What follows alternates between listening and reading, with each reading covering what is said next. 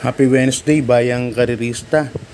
August 23, 2023. Bali meron po tayong 8 karera, 8 races na inihanda po ang Metro Manila Turf para po sa atin.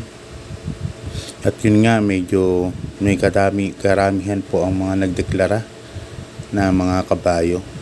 So hopefully magkadiaduan kung hindi kasi kadalasan ganyang mga deklara yung nagkakaroon ng carry over. So problema sana makuha natin.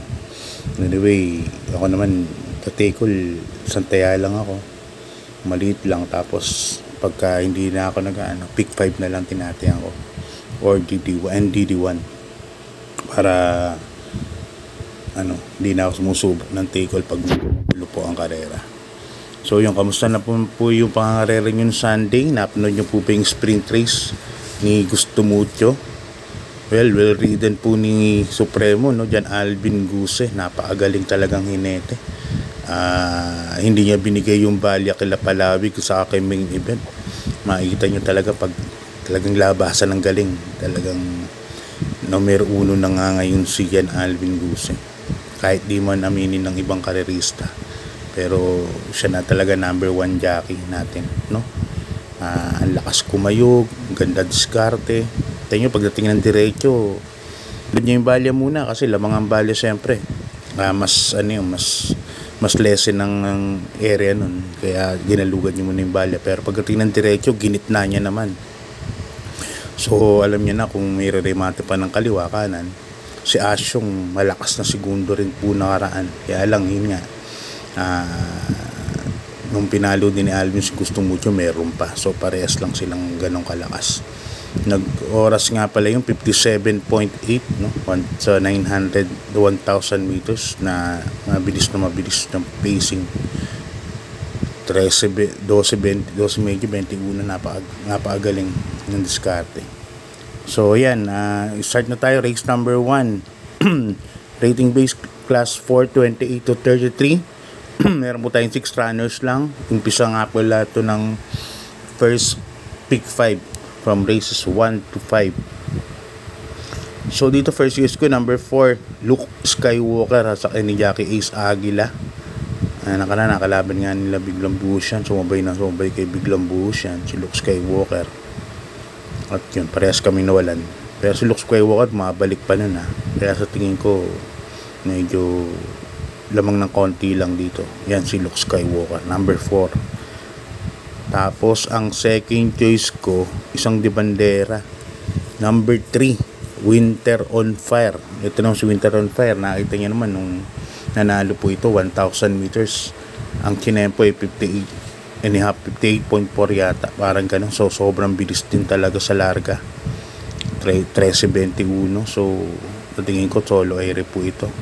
Abangan lang po siguro yung Luke Skywalker to, pero yan po magandang protection sa tingin ko. Number 3, Winter on Fire. Kaya dyan sa race number 1, ang pili ko number 4, Luke Skywalker, at saka number 3, Winter on Fury. Winter's Fury, okay. Numero 3, so sa numero 3 yan. Okay, race number 2, Bayang Karerista. Bisa ng winner take all from races 2 to 8. Ito na yung medyo may kaguluhan dito. Medyo konti pa, 1,200 meters lang karera. Konti pa ang kalawak, pero mamaya medyo marami na. May 8 runners po tayo dito. Ang first case ko, di bandera. Sasakay ni Boji Henson, number 2, Piece of Cake, no? Sasakay ni Jackie Boji Henson. Alam niyo naman to, napakabilis nito sa una. Although may nandito tender sa tingin ko, pero hindi na mauna kay Piece of Cake to. Yun, pacing lang ng maganda ni Boji ito. Tingin ko ikalalagay na rin sila. Ang second case ko, yung number 4, Amor Mi Amor, na nanalo rin ng 1,200 meters kalaban sila Peiros King. May 1.11 media rin to. So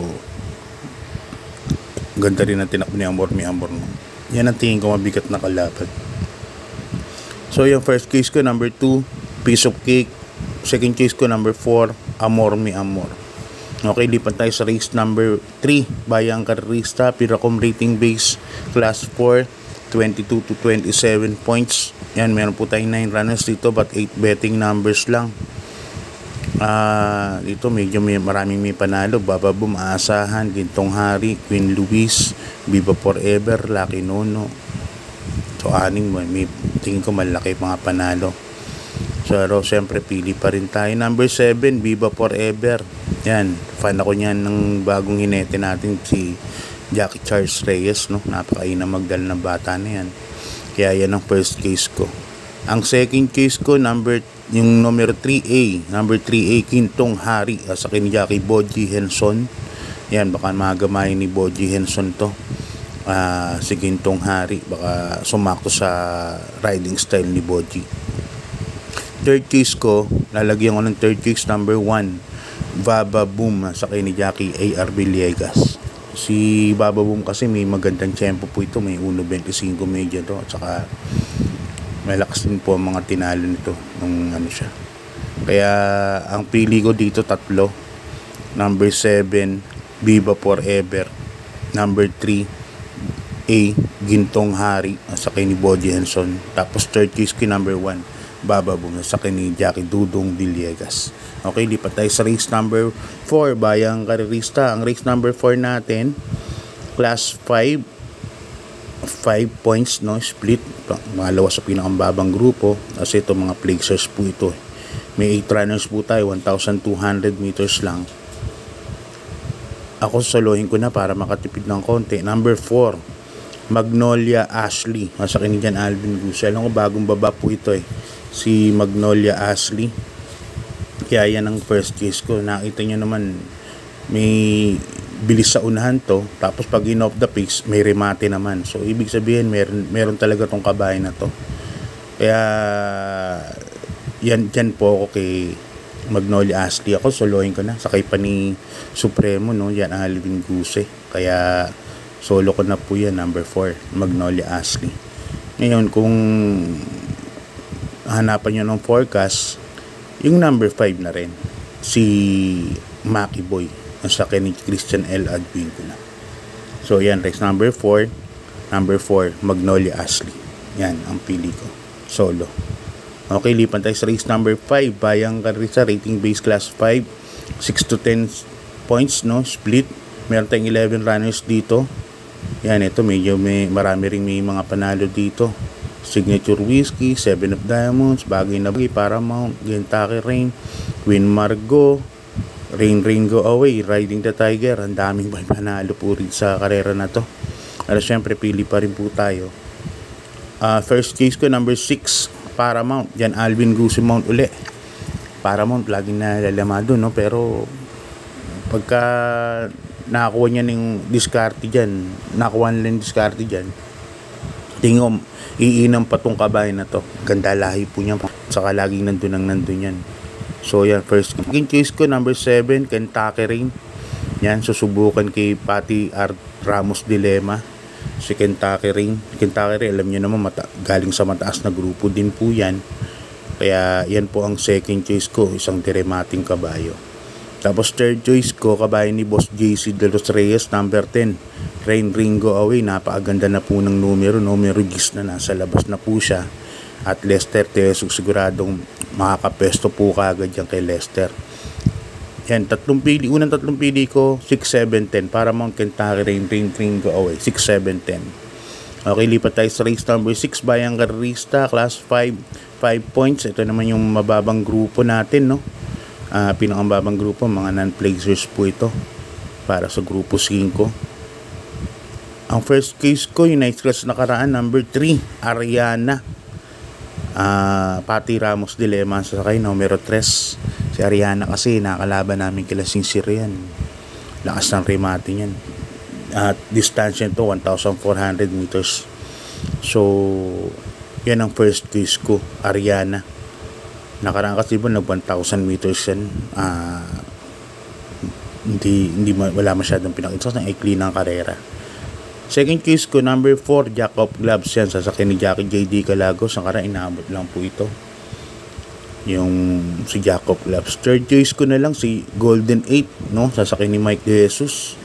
Parang bumaba po yung inam nito si Golden 8, pero may panalo po ito dito dahil sa distansya 1,400 meters. Lipan tayo sa penultimate race, Bayang Carrisa Class 5, 6 to 10 points, split group. Yan, meron tayong 11 runners dito. First case ko, number 5, Thriller. Asakay ni Jackie Claro Espari Jr. Parang bagong baba po ito dito, no? Thriller. At saka iba po mga kinakalaban yan. Kaya yan po ang first case ko, Thriller. Asakay ni Jackie si Espari. Ang second case ko, number 4, Since When. Yan, sakay ni Jackie JC De La Cruz, yung isang magaling na panais Jackie rin, ano. Susubukan sa bagong yung ano nila grupo nito eh. Gichay 3 Bloomies sa last race, Bayang to 36,319 and change. Rating base class 5, 11 to 15 points, 1,400 meters kasi full gate po, no. 14 runners po ang kasali dito. First case ko yung Alamado nakaraan pero walang ginawa, no. Number 12, El Mundo, sasakay ni Jackie Ray M. Adona. Nakaraan bumukod si El Mundo kaya wala na nadating nakaraan si El Mundo. Baka ngayon susubukan naman kay Jackie Ray M. Adona si El Mundo. Kaya yan ang first case ko. Ang second case ko, number 13, Best Offer. Asakay ni Jackie CB Ardonia. Alam nyo, gandong-gandong na yan nung kalaban namin yan. Napakainam. 1.26.30 para sa grupo 8, 9, parang ganun. Tapos yan, third case ko, number 3, Sundance, bagong baba. Sasakay ni Jack Hammer Dan El Camanyero. Okay, ganyan na lang. Bayang Carrisa, shoutout tayo galing kay Boss Edgar Paredes. Okay, shoutout kay Boss Gary Di Marana ng Tayuman, Tondo, Manila. Shoutout din galing kay Froilan Dulce. Shoutout Yo Paps Dulce ng OTB Banal. Shoutout din kay Boss Ronald Susim. Yan, at kay Boss Francis Tonido. Tapos shoutout din kay Boss Sunny Nicandro. Kay Bro Sunny Nicandro, shoutout din sa'yo. Tapos ito galing kay Boss Orly Success 364. Yan, shoutout sa Tanyong OTB Malabon, kila Boss Oyi, Pitong, Paring Von, at Mang Bote. Yan, God bless po, sir, and happy racing. Yan, sana magsipanalo po tayong lahat para sa araw ng Miyerkules, August 23, 2023. Yun, itong mga nakaraang karera medyo may kahirapan, ano. Discuss ko lang yung nangyari kila Platinum Frolic sa Summer Brew. Pinipilit naman ni O'Neil na iuna kay Summer Brew pero yun nga, mas mabilis talaga Summer Brew sa kanya. Kaya syempre pipigil dahil magkakamping. At yun nga lang, nung magpaparemate wala na. Ayun naman ayon naman sa opinion ko yun. So, yan, Bayang Carrisa, hanggang dito na lang. God bless po sa inyo and good luck po. Maraming salamat po.